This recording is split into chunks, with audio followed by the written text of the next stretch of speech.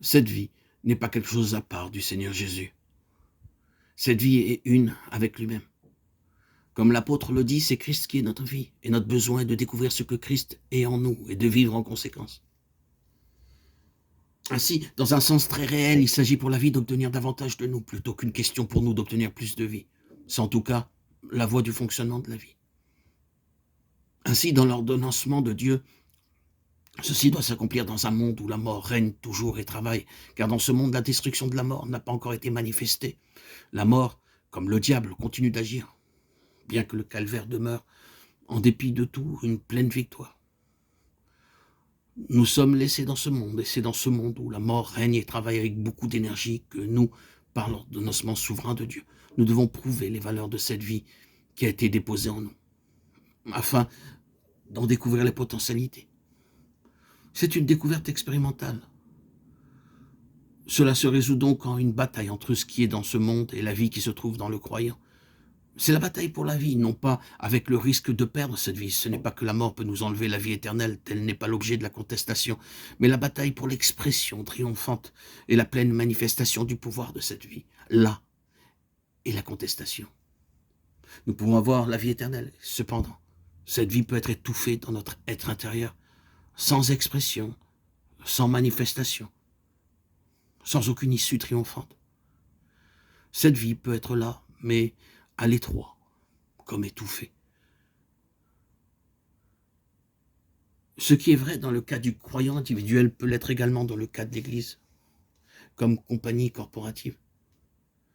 Elle peut avoir la vie éternelle, et qu'il n'y ait cependant aucun témoignage qui exprime la présence de cette vie, ou alors dans une mesure si limitée.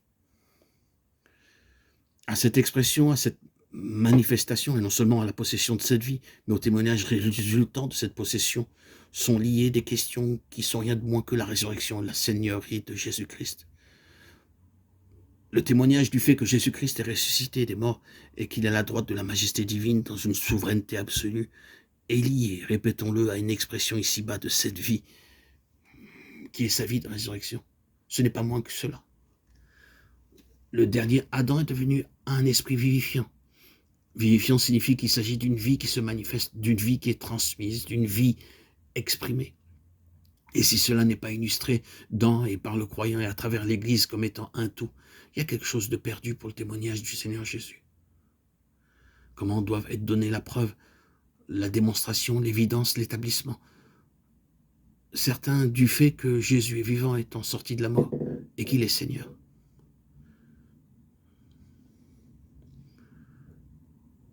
C'est par l'expression triomphante de sa vie dans les siens. Ce n'est pas par une déclaration doctrinale. Que Christ soit ressuscité des morts et qu'il est Seigneur, cela n'a jamais été prouvé par des déclarations doctrinales. Votre confession de foi peut inclure le fait que vous croyez que Jésus est mort, qu'il est ressuscité, qu'il est monté au ciel et qu'il est à la droite de la majesté divine. Mais comment allez-vous prouver votre déclaration? Quelle est l'évidence donnée par Dieu à ce sujet? Vous pouvez le croire, être disposé à donner votre vie pour cette foi, déclarer ce que vous croyez avec beaucoup d'insistance et de force, et cependant, cela ne veut pas dire que vous êtes en train de prouver ce que vous dites. Vous ne prouverez jamais rien par des paroles. Je crois de toute ma force que cela est ainsi. Vous ne prouverez jamais une chose par le fait de vous lever, de déclarer que vous la croyez, ni en disant « je crois » tout ce qui constitue la base de la foi chrétienne, ni en portant un nom qui montre que vous croyez en l'inspiration de la Bible. Jamais rien n'a été prouvé de cette manière. Résumant l'ensemble de la doctrine en ces deux points, que Jésus-Christ est ressuscité des morts et qu'il est le Seigneur de tout, vous devez encore prouver cette déclaration après l'avoir faite. Si vous avez fait appel au fait que la parole de Dieu dit cela, ce n'est pas pour autant que vous avez prouvé quelque chose. Vos preuves ne le seront jamais par le fait d'arguments, car ce qu'un argument peut apporter dans un sens, tel autre peut l'enlever. Ce que la logique peut faire pour que vous penchiez dans un sens, la même logique peut faire exactement l'inverse. Alors, comment allez-vous prouver qu'il en est ainsi? Par l'expression et la manifestation de sa vie de résurrection, c'est tout. Mais c'est un puissant tout. Cela signifie que vous êtes une incarnation de la chose que vous déclarez, qu'à côté de la déclaration doctrinale, il y a l'expression vivante. Ainsi, la résurrection et la seigneurie de Jésus sont étroitement liées à cette expression qui est appelée le témoignage. Le témoignage n'est pas un ensemble de vérités. Le témoignage est ce facteur supplémentaire à la déclaration et la présentation de la vérité qui constitue sa puissance. Et cette puissance est celle de la vie qui a vaincu la mort. Ainsi, comment prouverez-vous que Jésus a vaincu la mort? La preuve de cela sera dans une vie victorieuse de la mort, s'exprimant elle-même en vous. S'il en est ainsi, cela signifie que toute la question est celle d'une puissance de vie par laquelle Christ est attesté. Nous ne mettons pas la vie à la place de Christ, mais nous disons que le témoignage de Christ est donné par la vie.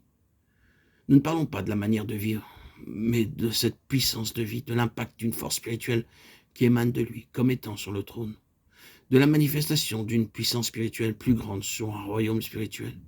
C'est cela le témoignage du Seigneur Jésus. Contre cela, l'arme suprême de l'ennemi sera la mort. La mort est aussi une puissance spirituelle.